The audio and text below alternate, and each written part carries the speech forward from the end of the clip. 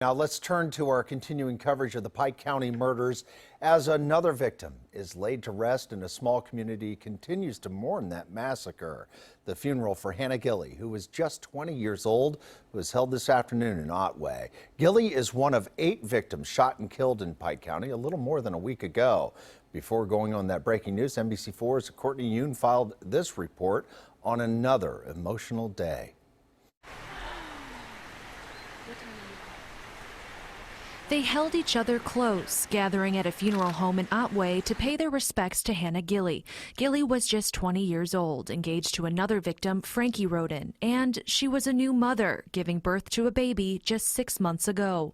Outside the funeral home, a member of the Roden family comforting others who came today.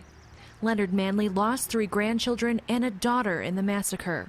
Last night at a vigil for the victims, Manley revealed his growing frustrations with the constant scrutiny of his family in the national media spotlight. If you think you can cut something out, put something in, don't kid yourself. I've been hurt quite a few times since last Friday. A father and a daughter and all them grandchildren and stuff.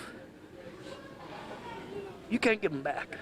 Later, the mood shifted as hundreds of balloons were released honoring the victims, followed by a somber candle lighting filled with tears, prayers, and moments filled with memories.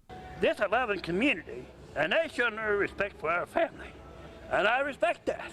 But as revelations of pot-growing operations are revealed, questions about what really happened here continue. Stephanie Brownfield, who helped organize the vigil, says now is not the time to judge. This family, they deserve everything we could possibly do for them, because regardless of why that happened, it's still 8 lives were lost.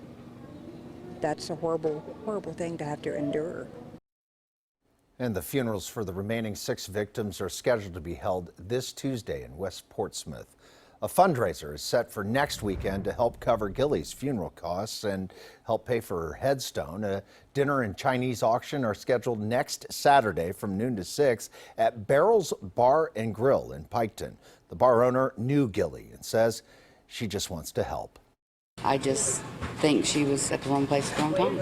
I just want to make sure her family can put her away property and that they don't have to be burdened with it.